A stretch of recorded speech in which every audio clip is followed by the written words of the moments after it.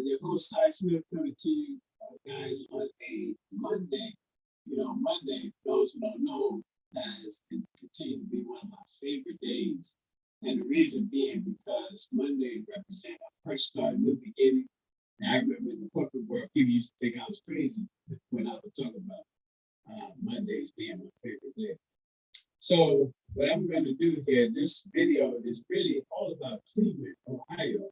And I'm going to be bringing on a superstar who is running for mayor of Cleveland, Ohio. And someone that's dear to me. I've been working with her for over a year now. And I believe people that we work with them well because they are humble and they really care and they want to see real change. So without further ado, let me bring in LaTorya Richard coming to us from Cleveland, Ohio. So you're gonna be able to see LaTorya yourself, and you're gonna hear from her firsthand about her city, what she loves and passionate about. And hopefully we're gonna be able to meet in person before this summer is out. Are you there, LaTorya? Yes, I am. Hello, hello, hello.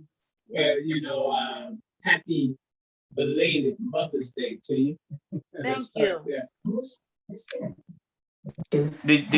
Did you have a good Mother's Day? Oh yeah, it was very relaxful. My son took me out to eat, and my daughter, she got me some flowers. So it was a very good and peaceful holiday. So you only had 2 children? Yes.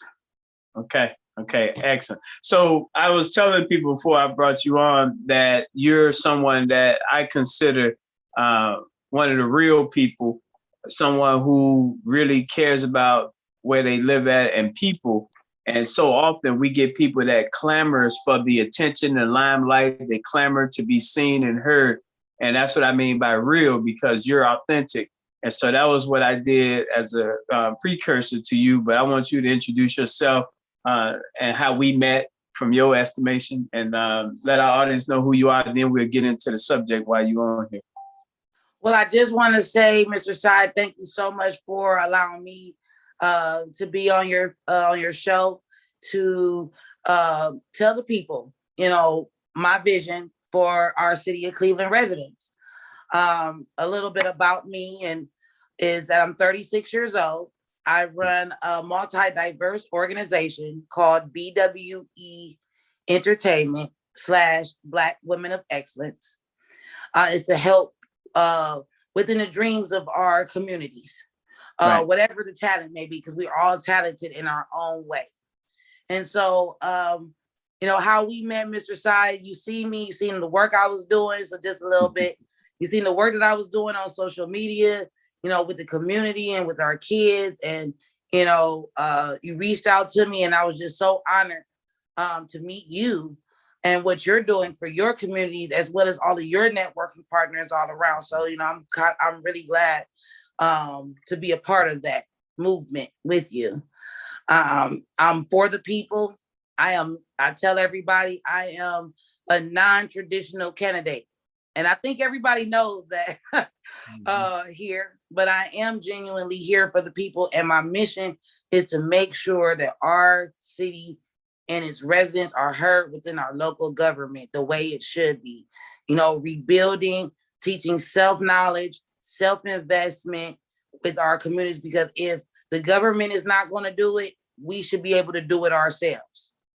And now, but you went right in. So I wanted to set the stage first. So talk about Cleveland as a whole. Like, what is the city like? What was it like 10 years ago? What's changed? And then let's go into what you plan on doing. I mean, a lot has changed, but within Cleveland, within the past 10 years, we've been through a lot of challenges. But as a city and as our residents, we're fighters. And we can get through anything. Economically, we're struggling to, get businesses to come here. We're dealing with gentrification here. Poverty, high crime rates is one of the top priorities here. We're at like a 42% in homicide rates here. And the city of Cleveland is one of the top 5 cities that is considered dangerous being here. But we can change all that, by just working and networking together. And that's what happened within I believe in the last 10 years. We lost sight of that, being united as a city and restoring our communities and making sure that our residents get heard. So that within the 10 years, that's what I've seen. Yeah. And but that can change. Well, you say you're 36 years old, so that means you was 26 years old 10 years ago. Let's go 10 years before that. What was going on in Cleveland at 16 years old for you?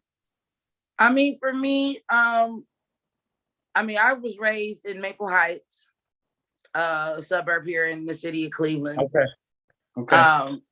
But we show unity. When I was 16, my uncle, he owned the infamous Webb's Alabama barbecue here. We had festivals, bringing the communities together and, making sure that we were helping one another, when I was 16. And that's what I saw. Was it a lot of shooting and killing? It was, but, it's not as high as it is now. Okay. So what are you doing? Because we haven't announced. What are you doing?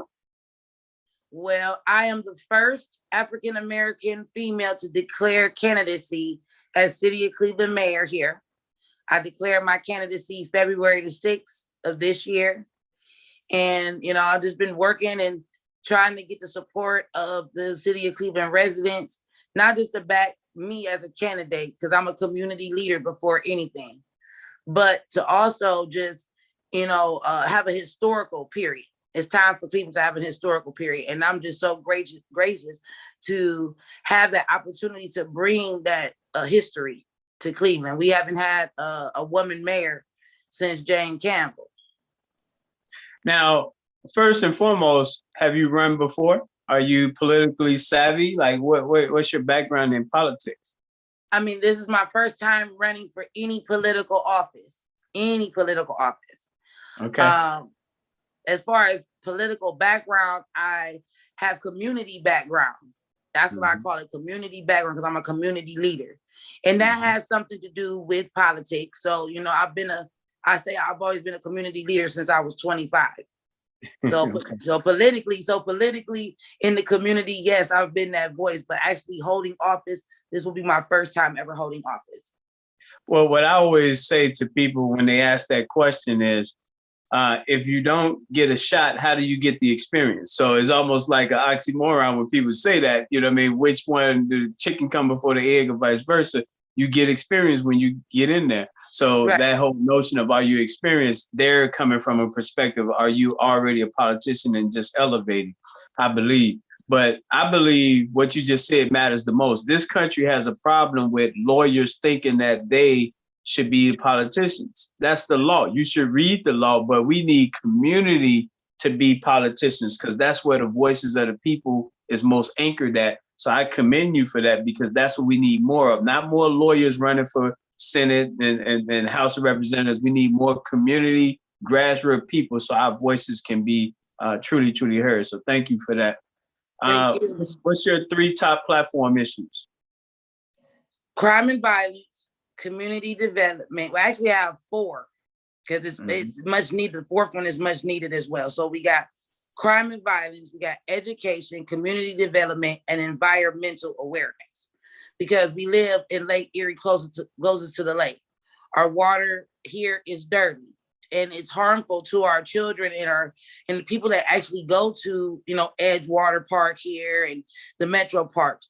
I want to make sure that we can breathe the air. We're dealing with COVID-19 already, but we can control the cleanliness of the water here.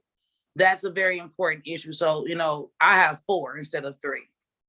Now, Mr. Gilbert rebuilt Cleveland, right? Yes. So does he know you? No, he does not know me personally. It's a lot of people. It's a lot of people that are known here that don't know me and that's because I consider myself as a silent activist. I didn't go around. I see the needs of our communities, And I don't look for recognition at all. You know, I just want to see our communities be better. And if I can help in any type of way, that's me. So as far as like the big wigs, my name here is new to the big wigs here, and that's what I call them. But to our communities, I'm known both East and West for the things that I do and for my team, what my team does. And the reason I asked that because there's some conversations in Detroit, Chicago with Mr. Gilbert and some other affluent people. And what I always tell people if I'm in the circles, who are the grassroots people? Who are the people you don't see on TV? So you see the shiny objects on TV represent every city all the time. Go beneath that. Go beneath the surface and see who's the unsung heroes doing the work without the fanfare. You just said that. So kudos to you for that. So what do you need? What's some of the things you're still in search of? Well, right now, I'm doing a community cleanup day this coming Saturday in Slavic Village at the Garden of Life. So those that are in Cleveland know where Slavic Village is. It's right there on Broadway and Fleet at the Garden of Life. That's at 15404 Broadway Avenue. I'm looking for volunteers. I'm looking for just people to come out and, you know, help us clean up Ward 12 and, you know, in some of the areas. Also, right before Memorial Day, May 29th, we'll be having a big Edgewater Park cookout. So I'm looking for entertainers. I'm looking for vendors. I'm looking for volunteers. I want everybody to come on out and to celebrate unity in the community at Edgewater Park. Mm-hmm. And that's from 12. Both events start at 12 o'clock. So the summer is coming. Memorial Day weekend tend to be a violent weekend in Black America. What are your plans and thoughts on keeping Cleveland people safe during one of the most deadly weekends coming up?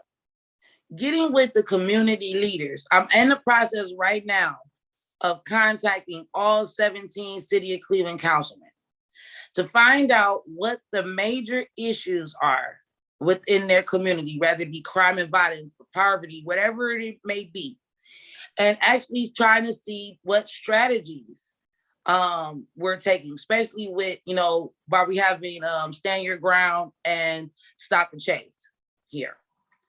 Getting the community leaders together to figure out a strategy so we can make sure that our residents are safe, have a plan of community policing here. So, you know, while our CPD officers are out patrolling the main streets, coming up with a strategy within our own communities, within our own residents to actually beat the streets, as I call it, to make sure that our elderly, our youth, our women, even our men are protected throughout the holiday season. What's your thoughts when it comes to the federal government? Are they allies? Have they been allies to Cleveland, or they need to do more? I feel like, you know, the federal government is doing something, but it's always room for advancement in everything. It could be more, but if they're not willing to do more, us as a city, we must stand and do ourselves. So, I mean, I could say that they're allies, but like, again, they need it's always room for advancement. They need to do more and figure out more. What's your message to Cleveland elderly population? To our elderly, trust and believe me. If I am become your next City of Cleveland mayor, I want to ensure that your safety, transportation, whatever it is needed and required for you, our elderly, our ancestors, is given. You know, your opinion matters. You need to be heard as well within the issues that go on within your community. So to my elderly, I want to make sure that you guys are protected and feeling safe in your communities and getting the resources. Can you hear me? Can you hear me, Mr. Sai? Yeah, okay. So you was just speaking to the elderly? Yeah, to make sure, to my elderly, I want to make sure that you have all the resources that you need, the assistance that you need in the city, and to make sure, most importantly, that you are safe within your communities. All right. Conversely, what do you say to the mothers, the women of Cleveland? to our women and our mothers, our Mother Earths. That's what I call our mothers. We must stay united and embrace one another within everything that we do, so we can uplift and continue to uplift our future kings and queens in our communities, and let them know that no matter what it is, they can do whatever it is that they want to do.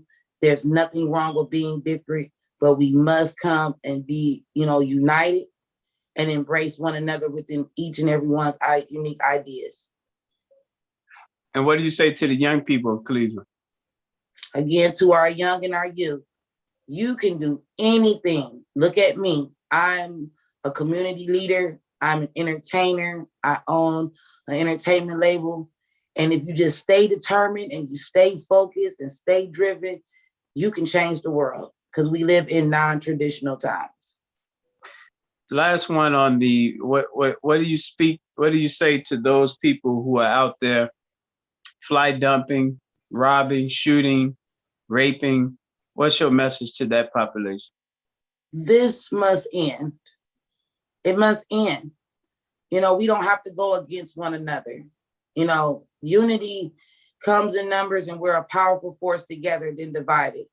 So for those that are in those situations, I can't tell anybody, really what to do. But all thing I can say is that we must come with a solution so you don't have to do it. And you don't have to think in a negative light. So I think we covered enough where people can touch your spirit, feel how you respond. Did I leave anything out from your vantage point that you want to put out there to the people of Cleveland and their family members who might be all over the country? I mean, just as a candidate, I just want the people to know that I am a community leader first and foremost. And as I'm running this race and earning your support, I want the communities and the families to know that, I am genuinely here for the people.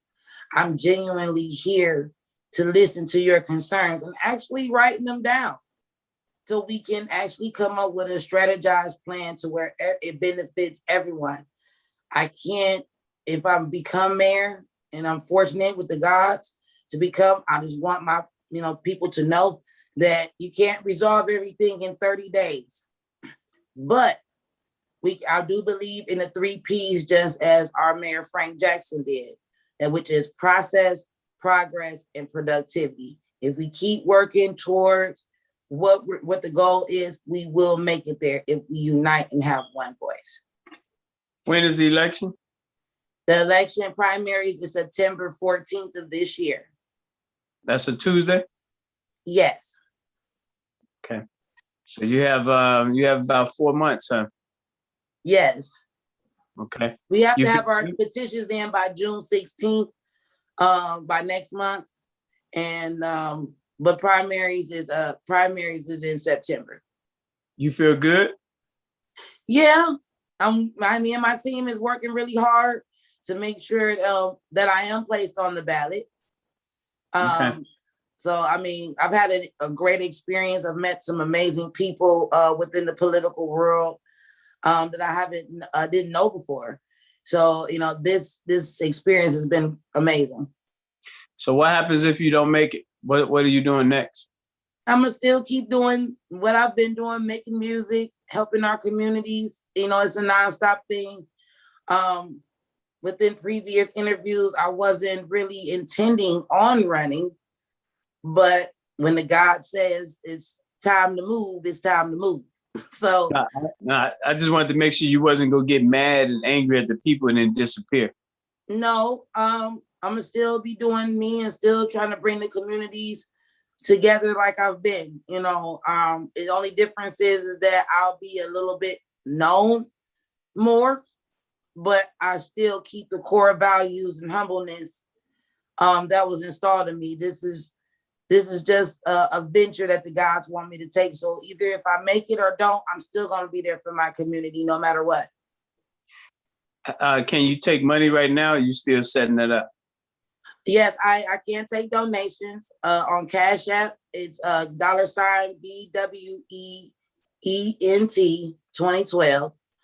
You can also, you can call my head of marketing, Ms. Luzelle Grayhouse, if you'd like to send any checks or such sorts. You can call her at 216-858-6789, or you can call myself, 216-235-8167. But you can always reach me on social media too, so to ask me questions about donations. All right. That covers everything I wanted to get out there. Unless you have anything else, I just want to commend you for being bold, taking the risk. You knew people would have things to say and you stepped up.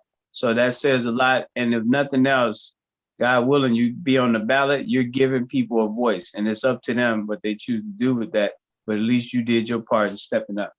All right. All right. Thank you so very much. I